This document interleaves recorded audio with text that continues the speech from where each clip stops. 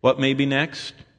Well, before we go, let me say this, a quick review of current historic facts.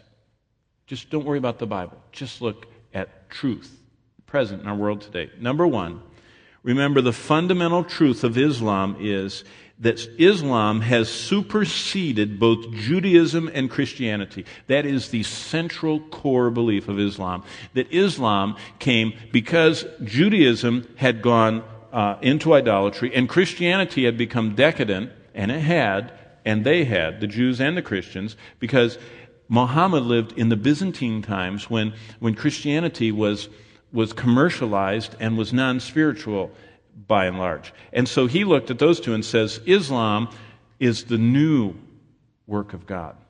So the fundamental basic tenet of Islam is it's superseded Judaism and Christianity. That's why they built a mosque over the temple site, that's called the Dome of the Rock, and over the birthplace of the church, that's called Al-Aqsa.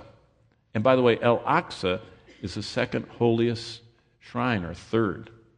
And that's built over the place where the day of Pentecost took place.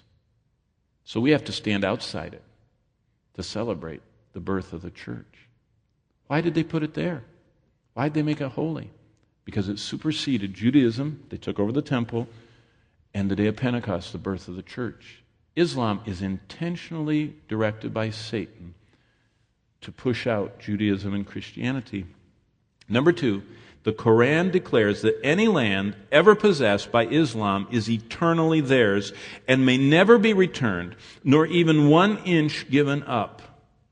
That's why Muslims world over call the birth of Israel Nakba. Did you know they celebrate a holiday? It's on May 15th of every year. And every Muslim in the world celebrates Nakba. You know what that means? Catastrophe. That the Jews took Muslim-controlled land. And they all celebrate that as a rallying time to take that land back. And that's where the problem comes. Because God says, it's mine. It's not yours.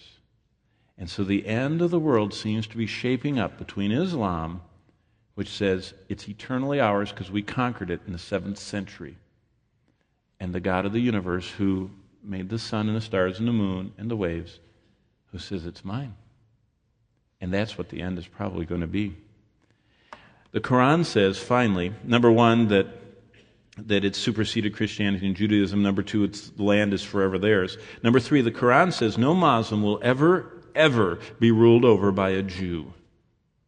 Now, do you see why there's such tension in the whole Arab world over Jerusalem and the West Bank and everywhere else?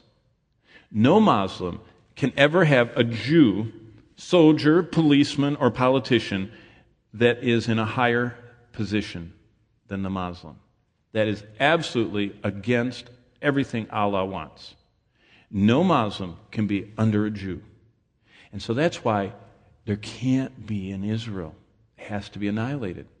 Because Israel, graciously in a democracy, allowed Muslims to become a part of their nation.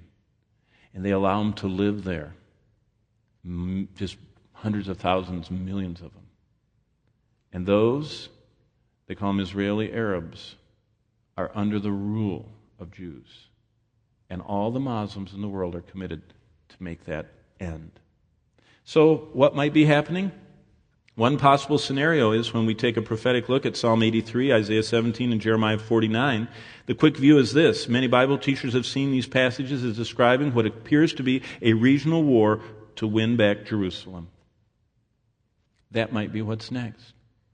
It might be that Hezbollah with their 40,000 missiles, and now Syria, which has just brought in chemical warfare and fitted all their soldiers with gas masks, and Hamas, who is smuggling tons of stuff under the Egyptian border, under the noses of the Egyptians, and Iraq, which is sending everything they have into Syria, Lebanon, and the Palestinian territories, and anywhere else they can get it.